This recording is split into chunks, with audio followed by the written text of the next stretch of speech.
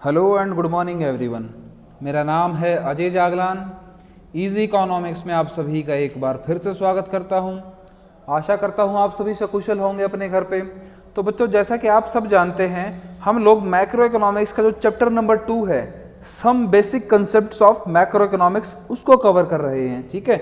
और उसके अंदर हम लोगों ने जो लास्ट लेक्चर हम लोगों ने कवर किया था, उसमें हम लोगों ने सीखा था कि कंजम्पशन गुड्स क्या होती हैं और कैपिटल गुड्स क्या होती हैं। ठीक है। और उसी कैपिटल और कंजम्पशन गुड्स के अंदर हम लोगों ने सीखा कि जो कंजम्पशन गुड्स होंगी उनके ऊपर जिस प्रकार का खर्चा होता है, जितना भी खर्चा होता है हमारा, उसको हम लोग कहते हैं कंजम्पशन एक्सपेंडिचर कहते हैं। ठीक है। क्योंकि एक्सपेंडिचर का मतलब होता है खर्चा, और हमने वो किसके ऊपर खर्चा किया है?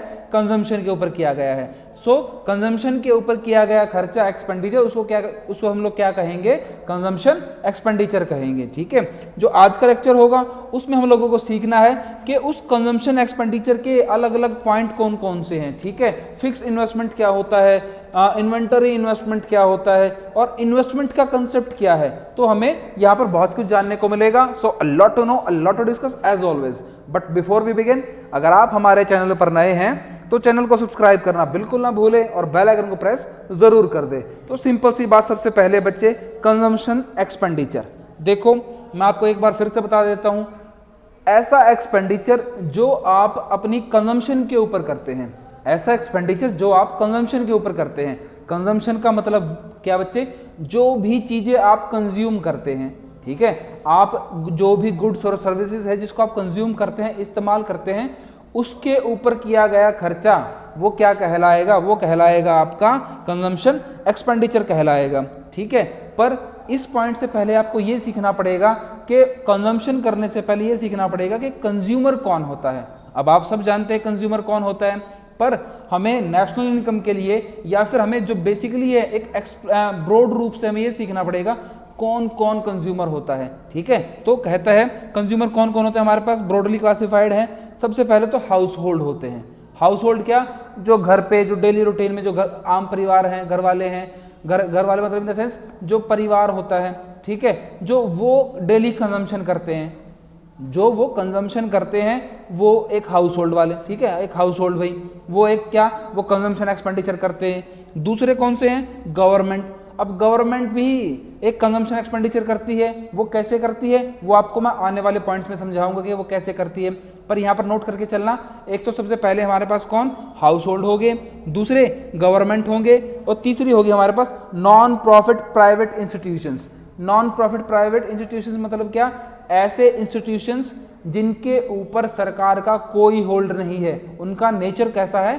प्राइवेट नेचर है, पर उनका एक ऑब्जेक्टिव है कि हमें कोई फायदा नहीं चाहिए, हमें प्रॉफिट नहीं चाहिए। उनका सिर्फ एक ही ऑब्जेक्टिव होता है, सोशल वेलफेयर करना। ठीक है। जैसे अब कोरोना वायरस चला भाई, अब बहुत सारे प्राइवेट इंस्टीट्यूशंस थे, उनको फायदा थोड़ी चाहिए था। उन्होंने क्या किया? लोगों को रोटियां भी दी हैं, अनाज भी दिया है, दालें भी दी हैं। प्राइवेट है, कोई सरकार द्वारा थोड़ी संचालित है भाई वो, पर कोई फायदा भी नहीं देख रहे, सोशल वेलफेयर कर रहे हैं। ऐसे नॉन प्रॉफिट प्राइवेट इंस्टीट्यूशंस। ठीक है। और होते हैं हमारे पास लाइक कोई एनजीओ हो गए, कोई टेम्पल्स है, कोई मॉस्क है, गुरुद्वारे हैं, अदर्स हैं। ठीक है। तो मेनली हमारे पास ये 3 पॉइंट होते हैं जो एक कंज्यूमर की हेडिंग के अंदर आते हैं। सरकार भी एक कंज्यूमर है बच्चे, वो भी कंज्यूम करती है। कैसे? सरकार की बहुत सारी एजेंसीज होती हैं। सेना सरकार के अंडर में है। अब सेना भी तो खाना खाती है, सेना भी तो खाना खाती है भाई। ठीक है। वो भी कपड़े पहनती है, वो भी तो कंजम्पशन एक्सपेंडिचर करेंगे भाई। तो सरकार भी, दूसरे हाउस होल्ड भी, और तीसरे ऐसे नॉन प्रॉफिट प्राइवेट इंस्टीट्यूशंस हमारे किसके अंडर में आएंगे? ये सब अंडर आएंगे इन एक कंज्यूमर की कैटेगरी, कंज्यूमर की क्लास के अंदर आएंगे भाई। ठीक है। आगे कहता है बच्चे, the government by consumer goods for distribution among defence forces, for mid day meals in the government schools and such other purposes. अब आप लोगों को मैंने बताया था कि सरकार कैसे कंज्यूमर है भाई, सरकार कैसे कंज्यूम करती है, कैसे कंज्यूमर गुड्स को सरकार कंज्यूम करती है। सरकार तो एक बहुत बड़ी चीज है, पर सरकार के अंडर में सेना भी है, वो भी खाना पीना खाते हैं। सरकार के अंडर में स्कूल्स भी हैं, वहां पर मिड डे मील प्रोवाइड किया जाता है उनको। ठीक है। सरकार के अंडर में और बहुत सारी चीजें हैं जहां पर ये सब सामान प्रोवाइड किया जाता है, तो वो क्या कहलाए? वो भी एक कंज्यूमर कहलाए। ठीक है। आगे कहता है बच्चे, non profit private institutions by consumer good for charity. अब जितने भी एनपीओ है, नॉन प्रॉफिट प्राइवेट इंस्टीट्यूशंस हैं वो चैरिटी करने के लिए, ठीक है, दान देने के लिए अपना क्या करते रहते हैं, वो कंज्यूमर है और ऐसे सामान खरीदते रहते हैं। अब ये थोड़ी कि वो दान देने के चक्कर में सामान खरीद लेंगे और उसको आगे पैसों में बेचेंगे। क्या वो पैसों में बेचते हैं? नहीं, वो तो दान देते हैं ना सिर्फ, तो वो भी इसके अंदर में आते हैं बच्चे, ठीक है। तो ये हमारे पास एक बेसिक क्लासिफिकेशन थी कंज्यूमर एक्सपेंडिचर की। जो इसके कंपोनेंट थे वो 3 कंपोनेंट मैंने आपको समझा दिए हैं कि 3 कंपोनेंट कौन कौन से इसके, एक तो गवर्नमेंट है, दूसरा हाउस होल्ड है और तीसरा नॉन प्रॉफिट प्राइवेट इंस्टीट्यूशंस है, ठीक है भाई। आगे कहता है बच्चे वो हमारे पास देखो एग्रीगेट कंजम्पशन एक्सपेंडिचर। अब कंजम्पशन एक्सपेंडिचर आपको मैं कई बार समझा चुका हूं क्या होता है। इसके सामने एक वर्ड आया है एग्रीगेट कंजम्पशन एक्सपेंडिचर। एग्रीगेट का मतलब क्या होता है बच्चे? एग्रीगेट का मतलब होता है सबका मिला जुला, टोटल, ठीक है, टोटल। मैं एक एग्जांपल देता हूं आपको सामने, आपके लिए। मेरे सामने 3 बच्चे बैठे हैं, ठीक है, एक दुष्यंत है, एक बादल है, एक दीपांशु है, ठीक है। अब दुष्यंत कुछ बनाता भी है, बेचता भी है, दुष्यंत कुछ खाता भी है, ठीक है। मैं एग्जांपल दे रहा हूँ, चलो मैं बनाने के बाद प्रोडक्शन की बात छोड़ता हूँ, कंजम्पशन की बात करता हूँ। दुष्यंत सेब भी खाता है, दुष्यंत कपड़े भी पहनता है, दुष्यंत रोटी भी खाता है, दुष्यंत पानी भी पीता है, दुष्यंत कोल्ड ड्रिंक भी पीता है। कंजम्पशन उसकी अलग अलग टाइप की है, उसकी कंजम्पशन बिल्कुल अलग अलग टाइप की है। सेम केस दीपांशु और बादल के साथ है, ठीक है। जब मैं इन तीनों की कंजम्पशन को इकट्ठा कर दूंगा, तीनों के, ये 3 अलग अलग टाइप के कंज्यूमर है मेरे पास, और तीनों की कंजम्पशन के एक्सपेंडिचर को मैं इकट्ठा कर दूंगा, इकट्ठा की बात की ना मैंने, टोटल की बात की, तो वो वहां पर क्या कहलाया? अगर मैं अकेले बादल की रखता तो होता वो कंजम्पशन एक्सपेंडिचर, अकेले दीपांशु की रखता वो होता कंजम्पशन एक्सपेंडिचर, अकेले दुष्यंत की रखता वो होता कंजम्पशन एक्सपेंडिचर। जब मैंने इन तीनों की टोटल कर दिया, इन तीनों के कंजम्पशन एक्सपेंडिचर को मैंने टोटल कर दिया, 10 बादल का, 10 दीपांशु का, 12 इसका दुष्यंत का, टोटल कितना हो गया? 32 हो गया। तो 32 क्या बना मेरा? एग्रीगेट कंजम्पशन एक्सपेंडिचर बना, ठीक है। पर यहाँ पर एक छोटा सा फ्लो है, वो भी समझा दूं मैं आपको। जो मैंने 3 बच्चों को आपको एग्जाम्पल लिया है, वो 3 बच्चे नहीं है, वो एक्चुअल में वो 3 कॉम्पोनेंट थे हमारे पास कंजम्पशन एक्सपेंडिचर के। वो 3 कॉम्पोनेंट कौन कौन से? हाउस होल्ड का खर्चा, हाउस होल्डर ने कंजम्पशन के ऊपर कितना खर्चा किया, गवर्नमेंट ने कंजम्पशन के ऊपर कितना खर्चा किया, और ऐसे नॉन प्रॉफिट प्राइवेट इंस्टीट्यूशंस, उन तीनों ने कितना खर्चा किया है। इन तीनों के टोटल को हम लोग क्या कह देते हैं? एग्रीगेट कंजम्पशन एक्सपेंडिचर कह देते हैं बच्चे, ठीक है। तो ये हमारे पास क्या कहलाया? Aggregate consumption expenditure. आशा करता हूं आपको पूरा ये टॉपिक क्लियर हुआ होगा, ठीक है। अब आपके सामने एक नया टॉपिक आता है, concept and component of investment. अब देखो बच्चे, मैं आपको कई बार समझा चुका हूं, लास्ट लेक्चर में आप लोगों ने भी सीखा था कि भाई हमारी जो इनकम होती है, या फिर उसके 2 पार्ट होते हैं, या तो उसको हम कंज्यूम करते हैं या उसको इन्वेस्ट करते हैं। कंजम्पशन को हम लोग सीख चुके हैं, अब हमें सीखना है इन्वेस्टमेंट क्या होती है। देखो बच्चे, कहता है व्हाट इज इन्वेस्टमेंट। इन्वेस्टमेंट के तौर पे कहता है वो, investment refer to increase in the stock of capital, कि जो हमारे पास कैपिटल है ना, अब वो कैपिटल किसी भी फॉर्म में हो सकती है, मेरे पास पैसे की फॉर्म में भी हो सकती है, असेट्स की फॉर्म में भी हो सकती है, कि उसके स्टॉक में, स्टॉक का मतलब समझते हैं सारे बच्चे? स्टॉक का मतलब होता है जितनी मेरे पास उस कैपिटल की, उस पर्टिकुलर चीज की क्वांटिटी है, ठीक है, कि उसके टोटल में, ठीक है, उसको इंक्रीज करना।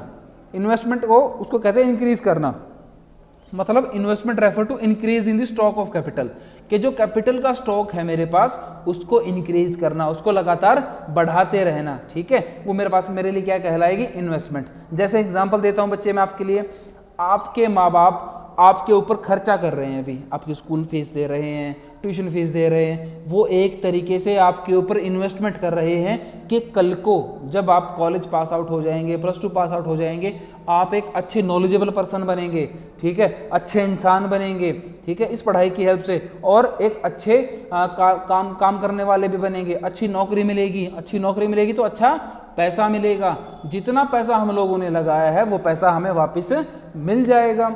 मैं एक फैक्ट्री लगा लेता हूं, मैंने एक फैक्ट्री लगाई, मैंने उसमें काफी सारा 10 लाख रुपए पैसा लगा दिया। अब मैंने ये थोड़ी लगाया कि 10 लाख रुपए लगाया तो खत्म करने के लिए लगाया, मैंने नहीं, मैंने 10 लाख रुपए किस लिए लगाया बच्चे? पैसे से पैसा कमाने के लिए। 10 लाख लगा के मैं हर रोज सोचूंगा कि मैं हर रोज कम से कम 10,000 तो कमाऊं भाई। एक रेडी वाला रेडी लगाता है किस लिए? नुकसान झेलने के लिए थोड़ी, फायदा कमाने के लिए, ठीक है। ये इन्वेस्टमेंट होती है जहां पर हम पैसे से पैसा कमाते हैं, ठीक है। एक छोटा सा फॉर्मूला इसके लिए हमारे पास कहता है I = delta K. I equal to delta के, मैंने उसको हाईलाइट कर रखा स्पेशली, आप वीडियो में जब भी देखेंगे तो आपको हाईलाइटेड मिलेगा ये green portion, I equal to delta के।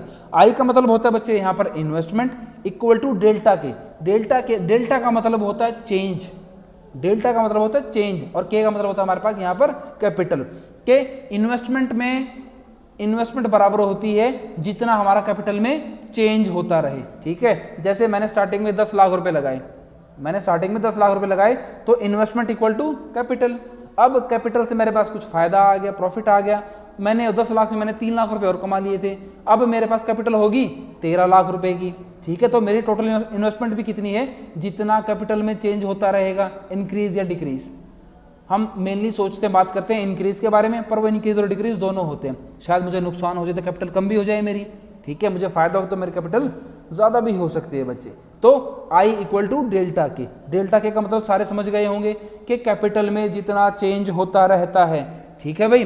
तो ये हमारे पास इसका छोटा सा एक फॉर्मूला था, फॉर्मूला नहीं बच्चे, एक रिप्रेजेंटेशन थी बस इसकी ये, ठीक है। आगे कहता है हमारे पास, वो देखो मैं आपको समझा देता हूँ फॉर्मूला को भी थोड़ा सा, कि change in stock of capital is called capital formation, कि जब कैपिटल के जो कैपिटल का स्टॉक है उसमें चेंज होगा, भाई कैपिटल इंक्रीज हो या डिक्रीज हो, उसको कहते हैं कैपिटल फॉर्मेशन। देखो कैपिटल फॉर्मेशन का मतलब होता है एक्चुअल में नया बनाना, फॉर्म किया, कहते हैं ना कि जब दो पदार्थों को मिला के एक नया पदार्थ बना है, दो मटीरियल्स को बना के, मतलब एक नई चीज बनी है, कुछ इंक्रीज हुआ है, कुछ पुराने में इंक्रीज हुआ है, ठीक है। तो फॉर्मेशन का यहाँ पे अर्थ होता है बच्चे उस कैपिटल में थोड़ा इंक्रीज होना, ठीक है, कि change in stock of capital is called capital formation. Accordingly investment is also defined as capital formation. जब हमारे कैपिटल के स्टॉक में चेंज होता है उसको कैपिटल फॉर्मेशन कहा जाता है। उसी प्रकार हम लोग इन्वेस्टमेंट को भी क्या कह सकते हैं, कैपिटल फॉर्मेशन कह सकते हैं, ठीक है भाई, ये बात सबको क्लियर है। From the view point of economy as a whole, investment refer to the total production of capital goods during an accounting year, ठीक है, कि एक साल में, कि भाई उस कैपिटल फॉर्मेशन की बात की जाए तो कहता है, इन्वेस्टमेंट की बात की जाए तो, कि एक साल के टाइम पीरियड में, वो एक साल का टाइम पीरियड कौन सा, under the heading accounting period.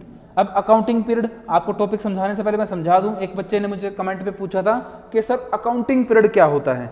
देखो बच्चे, जो हमारे पास एक फाइनेंशियल ईयर होता है ना, फाइनेंशियल ईयर, और फाइनेंशियल ईयर होता है हमारा 1 अप्रैल से लेके 31 मार्च तक, ठीक है। जैसे अब चल रहा है हमारा फाइनेंशियल ईयर, चल रहा है हमारा 2020-21 का, ये कब से स्टार्ट हुआ, ये 1 अप्रैल से स्टार्ट होके 31 मार्च, 1 अप्रैल 2020 से स्टार्ट हुआ है, और खत्म कब होगा, ये 31 मार्च 2021 को खत्म होगा। तो ये हमारा एक फाइनेंशियल ईयर है, ठीक है, और इसी फाइनेंशियल ईयर को कहा जाता है एक अकाउंटिंग ईयर कहा जाता है भाई, ठीक है। तो कहता है कि एक अकाउंटिंग ईयर में जितनी टोटल प्रोडक्शन होती है, एक अकाउंटिंग ईयर में जितनी टोटल प्रोडक्शन होती है गुड्स की, ठीक है, as noted earlier, these goods may be used either for the replacement of existing capital stock or for adding the existing capital stock। अब क्या कि जो प्रोडक्शन हुई है ना, उससे हमारे बेशक कोई भी काम हो रहे हो, या तो नया कैपिटल स्टॉक आ रहा हो, भाई फॉर्मेशन हो रही हो, या फिर पुराने को हम लोग रिप्लेस कर रहे हो। सभी को याद होगा ना, मैंने लास्ट लेक्चर में बात की थी कि एक तो रिप्लेसमेंट होती है और एक एड ऑन होता है किसी स्टॉक के अंदर। तो ये हमारे पास वो इन्वेस्टमेंट और हमारी टोटल प्रोडक्शन कहलाएगी भाई, ठीक है। कहता है investment refer to the capital formation और a process that increase the capital that increase the stock of capital, कि ये एक ऐसा प्रोसेस है जो हमारे कैपिटल के स्टॉक को इंक्रीज करता रहता है, ठीक है। अब जो ये इन्वेस्टमेंट है बच्चे, मैं आपको इन्वेस्टमेंट को बहुत अच्छे तरीके से क्लियर कर चुका हूँ, बहुत सिंपल पॉइंट्स में क्लियर कर चुका हूँ। अब कहता है कि जो इन्वेस्टमेंट है हमारे पास, ठीक है, वो इन्वेस्टमेंट भी दो प्रकार की होती है। पहली कौन सी, पहली होती है फिक्स इन्वेस्टमेंट होती है, दूसरी होती है एक इन्वेंटरी इन्वेस्टमेंट होती है। अब फिक्स इन्वेस्टमेंट क्या होती है वो हम लोग सीख लेते हैं। देखो कहता है भाई कि fix investment refer to increase in the capital stock of fix assets, कि ऐसी इन्वेस्टमेंट जो कैपिटल स्टॉक के ऐसी इन्वेस्टमेंट जो कैपिटल स्टॉक को इंक्रीज करे, वो तो क्या कहलाती है, इन्वेस्टमेंट कहलाती है। पर अगर वो फिक्स्ड असेट्स के कैपिटल स्टॉक को इंक्रीज करें, मैं पर्टिकुलर बात कर रहा हूं, अगर वो पर्टिकुलरली फिक्स असेट्स के कैपिटल स्टॉक को इंक्रीज करे तो वो क्या कहलाती है, वो हमारी एक फिक्स इन्वेस्टमेंट कहलाती है। जैसे मैंने एक फैक्ट्री ओपन की भाई, ठीक है, तो मैंने वहां पर 2 मशीनें ले आया, मैं उनसे काम मैंने स्टार्ट कर लिया, ठीक है। अब मैं धीरे धीरे प्रॉफिट कमाने लग गया, मैंने अगले साल 2 मशीन और ले आया मैं। अब मेरे पास टोटल मशीन कितनी होगी, 4 मशीन होगी। मतलब मैंने इन्वेस्टमेंट तो की है, पर मैंने इन्वेस्टमेंट कौन सी की है, फिक्स इन्वेस्टमेंट की है, क्योंकि मैंने खर्चा कहाँ किया है, वो प्लांट मशीनरी पे, किसी फिक्स असेट्स पे खर्चा किया है मैंने। कैपिटल स्टॉक तो इंक्रीज किया मैंने, पहले 2 था, अब कितना हो गया, 4 हो चुका है, ठीक है। तो मैंने खर्चा कहाँ किया, वो इन्वेस्टमेंट कहाँ की है मैंने, वो मैंने की है एक प्लांट मशीनरी पे, जो मेरे लिए क्या है, एक फिक्स्ड असेट्स है, ठीक है। कहता है आगे, of the producer during an accounting year, एक एग्जांपल है जो आप लोग उसको देख सकते हैं, मैंने आपको समझा भी दिया वो 2 मशीन का आराम से, ठीक है। अब फिक्स इन्वेस्टमेंट के हमारे पास अलग अलग कंपोनेंट्स हैं, वो हम लोग देख लेते हैं कि वो कंपोनेंट कौन कौन से हैं। वो फोकस जोन में देखना आप लोग, फोकस जोन में कहता है fix investment equal to stock of fix assets with the producer at the end of accounting year, कि किसी भी प्रोड्यूसर के पास उस अकाउंटिंग ईयर के एंड में फिक्स एसेट्स का कितना स्टॉक है। जैसे मैं एग्जांपल तौर पे बात कर रहा हूँ, यहाँ पर एंड की बात की गई है ना बच्चे, कि मान लो मेरे पास अप्रैल से हमारा अकाउंटिंग ईयर स्टार्ट होता है और मार्च में खत्म होता है। मेरे पास अप्रैल में 6 मशीनें थी, ठीक है, मैंने सितंबर में 3 मशीनें बेच दी, मार्च तक मेरे पास कितनी मशीनें बची, अब सिर्फ 3 बची। तो मेरे पास फिक्स एसेट्स कितना होगा, ऐसे कैपिटल का जो कैपिटल स्टॉक होगा मेरे पास फिक्स एसेट्स का, वो कितना होगा, सिर्फ और सिर्फ 3 मशीन का, ना कि 6 मशीनों का बचे। तो आखिर में गिनना है कि साल के अंत में, अकाउंटिंग ईयर के एंड में कितना स्टॉक है मेरे पास। आगे कहता है माइनस क्या करना उसमें से, stock of fix assets with the producer at beginning of the accounting year, के स्टार्टिंग में मेरे पास कितना था, मतलब आखिर में मेरे पास 3 है, स्टार्टिंग में कितना था, 6 था, 3 माइनस 6 इक्वल क्या कहलाएगा, increase in stock of fix assets with the producer during an accounting year, कि आपके स्टॉक में इतना इंक्रीज और डिक्रीज हुआ है। याद रखना बुक में सिर्फ आपको इंक्रीज के पॉइंट पे समझाया गया है वो, और मैं आपको सिखा रहा हूँ एक चेंज के पॉइंट ऑफ व्यू से। अब वो इंक्रीज भी हो सकता है और डिक्रीज भी हो सकता है, पर हम जनरली, अब बुक ने कहा कि भी इंक्रीज हो रहा है, उसका एग्जांपल बता देता हूँ क्यों, क्योंकि बुक में हम जनरली समझते हैं कि इन्वेस्टमेंट को लगातार इंक्रीज ही करना है, डिक्रीज नहीं करना, इसलिए वो इंक्रीज के व्यू पॉइंट में ही घूमता रहता है। मैं आपके लिए फिर एक एग्जांपल ले लेता हूँ। अकाउंटिंग ईयर स्टार्टिंग में आपके पास थी 6 मशीनें, ठीक है, अकाउंटिंग ईयर के स्टार्टिंग में आपके पास थी 6 मशीनें, अकाउंटिंग ईयर खत्म होते होते आपके पास होगी 12 मशीनें, तो eight the end of year हमारे पास कितनी थी, 12, स्टार्टिंग में कितनी थी, बिगिनिंग में 6, तो मेरे पास कितनी मशीन्स का, कितने फिक्स एसेट्स का इंक्रीज हुआ, 6 का, तो मेरे पास फिक्स इन्वेस्टमेंट कितनी होगी, अब 6 की होगी है बच्चे, ठीक है।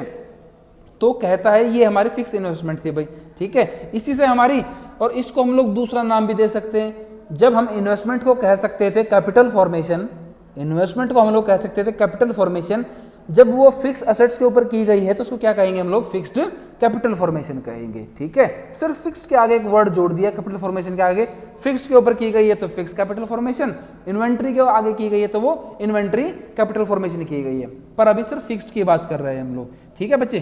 तो ये आपके पास फिक्स कैपिटल, फिक्स इन्वेस्टमेंट थी। अब कुछ इसके फायदे भी हैं भाई, सिग्निफिकेंस भी हैं, ठीक है, कहाँ कहाँ इंपॉर्टेंट है ये, वो भी हम लोग सीख लेते हैं। कहता है कुछ ऑब्जर्वेशन है वो देखते हैं हम लोग। कहता है fix investment raises production capacity of the producer, कि जो फिक्स इन्वेस्टमेंट होती है ये किसी भी प्रोड्यूसर की प्रोडक्शन कैपेसिटी को इंक्रीज करती हैं। जैसे मेरे पास अकाउंटिंग ईयर के स्टार्टिंग में 6 मशीनें थी बच्चों, ठीक है, मैंने साल खत्म होते होते उन मशीनों को 6 और बढ़ा दिया, 12 होगी।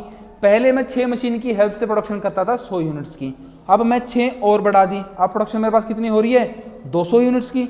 मतलब मैं एक प्रोड्यूसर हूं और प्रोड्यूसर की जो प्रोडक्शन कैपेसिटी है, मेरी कैपेसिटी कितनी थी पहले, 100 यूनिट्स की, अब कितनी हो गई है, 200, के प्रोड्यूसर की प्रोडक्शन कैपेसिटी को ये इंक्रीज कर देता है। दूसरे पॉइंट में कहता है by raising production capacity the producer fix investment leads to higher level of output in the economy, कि जितना लेवल प्रोडक्शन का आउटपुट का इंक्रीज होता जाएगा उतना ही फिक्स्ड इन्वेस्टमेंट इंक्रीज होता जाएगा, और जितना ये इंक्रीज होगा इकोनॉमी जो जीडीपी है वो भी इंक्रीज होगी हमारी, ठीक है। थर्ड पॉइंट में कहता है higher level of output because of fix investment leads to higher rate of economic growth, कि जितना ज्यादा आउटपुट होगा उतनी ज्यादा इकोनॉमिक ग्रोथ होगी।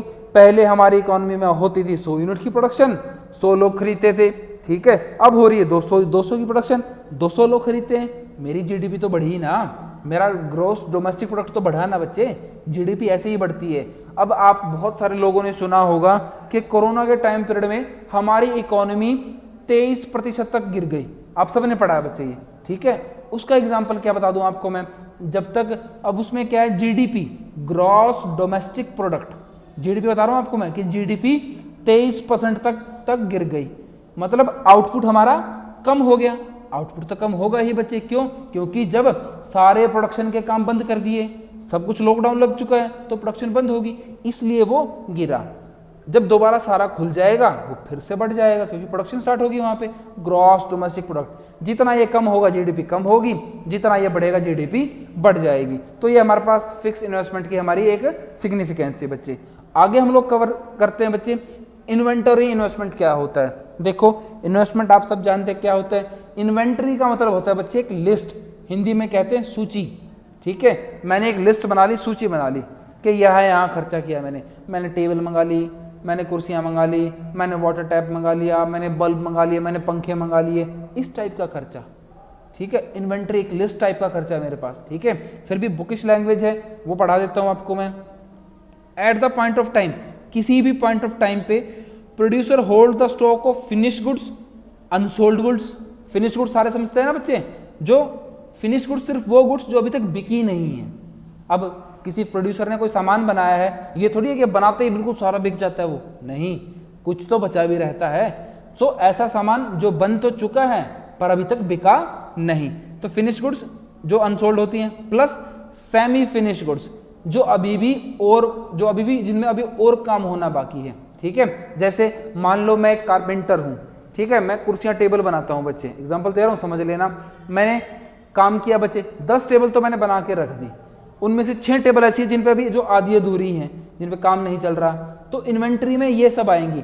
फिक्स्ड वो जो बना के रख दी पर बिकी नहीं, और जो सेमी फिनिश गुड्स हैं जो अभी बन रही हैं वो आएंगे मेरे पास, ठीक है, which are in the process of production, ठीक है। और थर्ड आएगा रॉ मटेरियल, जो इन गुड्स को बनाने का रॉ मटेरियल मैं लेकर आया हूं, जो इस टेबल कुर्सी को बनाने का रॉ मटेरियल। 10 तो बना चुका हूं मैं, 6 और बन रही हैं, 6 का मटेरियल मेरे पास और पड़ा है, ठीक है। Finish goods which are unsold, semi finish goods which are under the process of production, and raw material which are still to be used for semi finish goods and to be completed as finish goods, ठीक है, जो finish goods बाद में बदल जाएंगे भाई, ठीक है।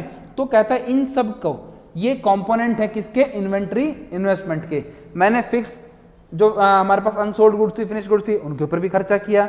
सेमी फिनिश गुड्स के ऊपर अभी और खर्चा हो रहा है, क्योंकि वो under the process of production है, ठीक है। मेरी मेहनत लगेगी, टाइम लगेगा, पैसा लगेगा। जो रॉ मटेरियल है उसको बनाने में भी और टाइम पैसा खर्चा होना भाई, तो अभी पैसा खर्चा और होना है ना, लिस्ट है मेरे पास वो, ठीक है। इन्वेंट्री अभी फिनिश नहीं हुए प्रॉपरली वो, ठीक है। तो इन सब का टोटल, और इन सब के एक अकाउंटिंग पीरियड में जो ये खर्चा होता है, इसको हम लोग कहते हैं इन्वेंट्री इन्वेस्टमेंट कहते हैं, या फिर इन सब का स्टॉक जो होगा उसको हम लोग क्या कहेंगे, इन्वेंट्री स्टॉक कहेंगे भाई, ठीक है। जो इसका फॉर्मूला है वो आप लोग देख लेना, inventory stock at the end of accounting year same as fixed investment, के साल के आखिर में हमारे पास कितना इन्वेंट्री स्टॉक है, माइनस करेंगे हम लोग inventory stock at the beginning of accounting year, के इन्वेंट्री स्टॉक बिगिनिंग में कितना था, हमारे पास क्या निकल आएगा, change in inventory stock during an accounting year. जैसे मेरे पास स्टार्टिंग में था, इन तीनों कंपोनेंट को जोड़ के अकाउंटिंग ईयर की स्टार्टिंग में था मेरे अकाउंटिंग ईयर के लास्ट में मेरे पास तो है 12 यूनिट्स का, अकाउंटिंग ईयर के स्टार्टिंग में था मेरे पास 6 यूनिट्स का, तो चेंज कितना हुआ है, 6 यूनिट्स का और चेंज हुआ है। तो ये मेरे पास क्या कह रहा है बच्चे, एक इन्वेंट्री इन्वेस्टमेंट कहलाए हैं, ठीक है। अब कुछ सिग्निफिकेंस है इसकी, वो भी हम लोग देख लेते हैं। कहता है inventory investment primarily consist of investment in terms of stock of raw material and finish goods. ये एक तरीके का बच्चे, एक तो रॉ मटेरियल और जो हमारी फिनिश गुड्स होती हैं उनका स्टॉक होता है, ठीक है। अब वो फिनिश गुड्स 2 प्रकार की होती हैं, फिनिश गुड्स भी होती हैं और सेमी फिनिश गुड्स भी होती हैं। ये तो समझते हो ना बच्चे सारे बच्चे कि फिनिश गुड्स क्या होती हैं और सेमी फिनिश क्या होती हैं। फिनिश जो पूर्ण रूप से खत्म हो चुकी है, बन चुकी हैं प्रॉपरली, उनमें कुछ और काम नहीं होना।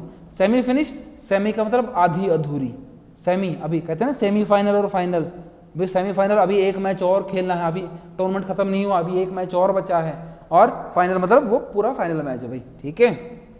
तो इन सब के जो ये दोनों पॉइंट है ये इसके अंडर में आएंगे। अब आगे कहता है बच्चे कि जो स्टॉक है रॉ मटेरियल का, वो सिग्निफिकेंस बिकॉज अब स्टॉक की बात करते हैं रॉ मटेरियल की, कहता है कि it ensures uninterrupted supply of input to the producer.